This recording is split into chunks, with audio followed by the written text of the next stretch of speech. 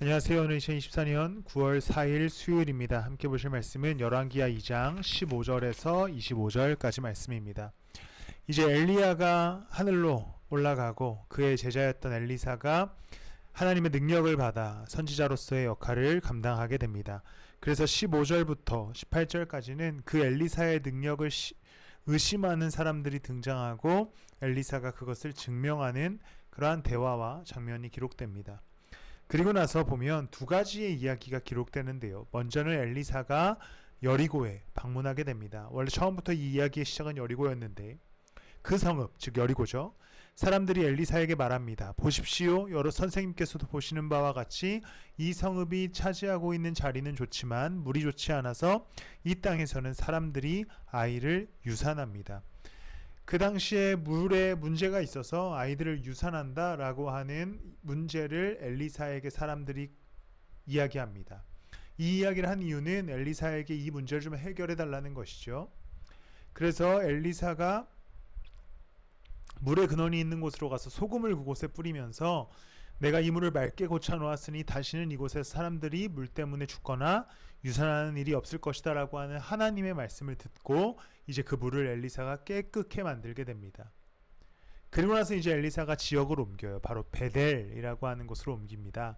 하나님의 집이라는 뜻을 갖고 있는 그 지역에 엘리사가 방문했는데 어린아이들이 엘리사를 보고 얘기합니다. 대머리야 꺼져라, 대머리야 꺼져라.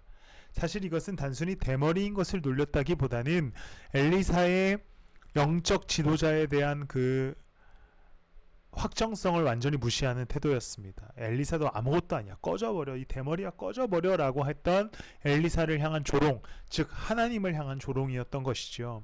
그래서 결국에 엘리사가 분노하여서 이 아이들을 처리하는 장면이 뒤에 기록되게 됩니다. 이 두 가지 이야기가 다 여전히 또 신화와 같은 이야기이지만 이 말씀들을 잘 보십시오. 첫 번째, 이 물을 고칠 때에 어디에서 얘기합니까? 여리고지요. 이방 땅입니다. 여리고 사람들은 하나님을 섬기던 자들이 아니었어요.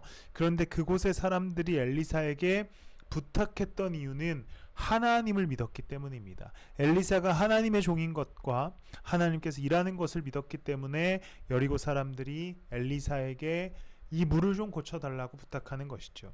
그러나 반대로 베델에 있었던 사람들, 하나님의 집에 살았던 사람들이 엘리사를 인정하지 않습니다. 하나님의 능력을 인정하지 않았던 것이죠. 그러면서 엘리사를 조롱하게 됩니다. 무엇을 의미하겠습니까? 우리가 교회 다닌다고 해서 그리스도인이라는 이름이 붙었다고 해서 전부가 아니에요.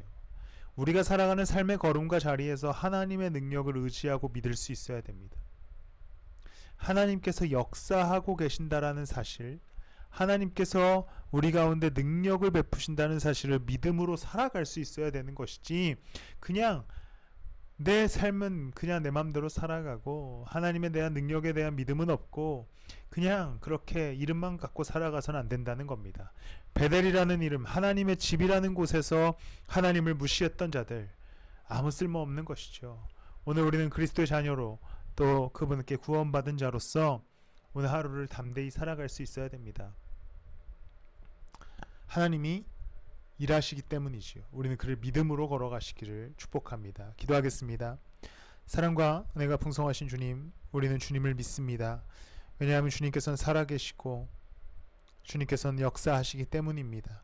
그 믿음을 삶에서 믿게 하여 주시고 의심하지 않게 하시고 늘 내 삶에 역사하시는 하나님을 믿음으로 담대히 걸어가는 오늘 하루와 한 주간 되게 하여 주시옵소서.